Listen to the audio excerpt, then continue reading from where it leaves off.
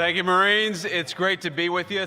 I figured I'd just stand up here and tell a lot of stories about the Marine Corps, because what else should we do when we're among friends on the 250th birthday of the United States Marine Corps than talk about the incredible stories that make our Corps great?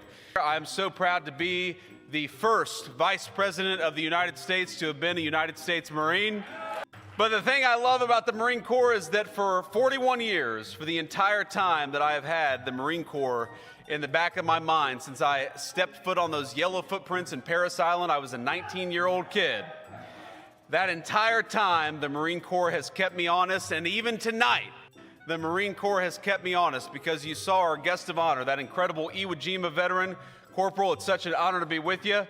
And I was shaking his hand earlier and spending some time with him, and I said, "Sir, if you need to lean on me, if you need to grab onto me, please feel free to do so." And he said, "If you need to grab onto me, feel free to do so."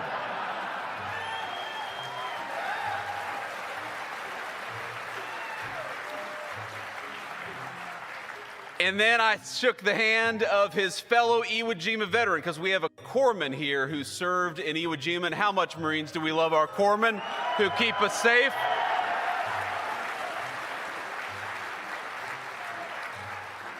But I shook the hand of this corpsman who's probably close to 100 years old.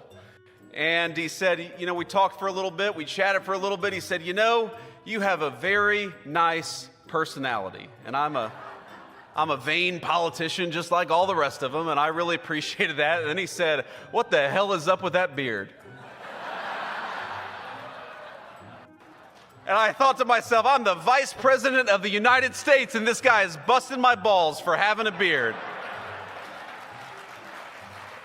But that, my friends, is what the Marine Corps does. Whether we're a young Marine or an old Marine, whether we're a Lance Corporal born in 2006 or a veteran of Iwo Jima, the Marine Corps keeps us honest, because it is the proudest organization of warfighters in the world, and we are proud to celebrate its 250th birthday.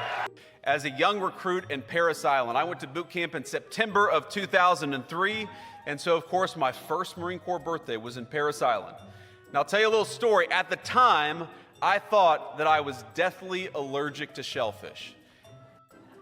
And the reason I thought I was deathly allergic to shellfish is because when I was 16 or 17, I had some terrible allergic reaction. I assumed it was because of shellfish, and for 2 years, I had not touched shellfish. I thought it was the thing that was going to kill me. And so on November the 10th in Parris Island, South Carolina, I was sitting there, and they served steak and lobster. And you all know, y'all were recruits. You know how hungry young recruits get. And I thought to myself, well, on the one hand, I could be hungry and maybe save my life.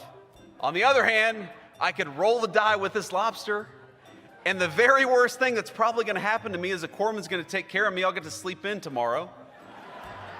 And so what did my dumb ass do? I ate the lobster, and I was fine, and I haven't been allergic to shellfish ever since. So one of the great things the Marine Corps can do is it can apparently cure a shellfish allergy.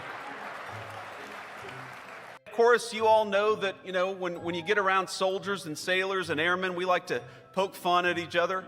And I was talking to an Army colonel in the White House not too long ago, and I said, "Colonel, you know what they call a soldier with an IQ of 80?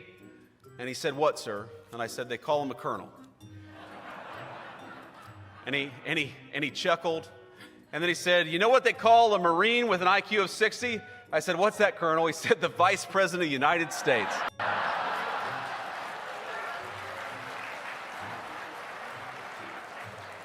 And guess what, Colonel? I've got the last laugh, because your ass is going to Siberia on diplomatic duty. So I hope you had your fun in the West Wing, but unfortunately, I get the final say. That's one of the good things about this job. But